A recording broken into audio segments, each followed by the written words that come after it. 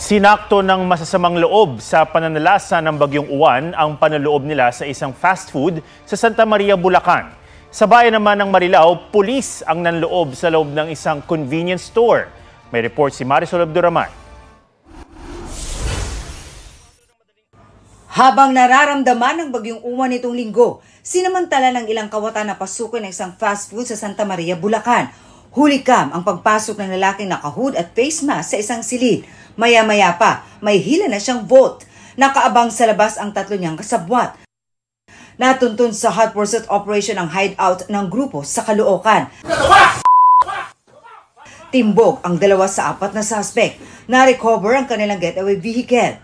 Pati ang itinapong Volt sa NLEX pero wala na ang laman nitong 300,000 pesos. Wala na po siya ng pangangailangan sa amin. Pangangailangan po siya. Nagpanggap na may bibilhin ang lalaki na kapulang hoodie nang pumasok sa isang convenience store sa Santa Rosa 1 sa Marilao, Bulacan pasado alas 7 kagabi.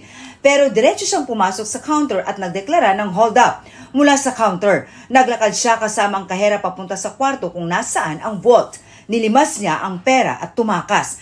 Agad nakatawag ang mga staff ng convenience store sa pulis na nagsagawa ng follow-up operation.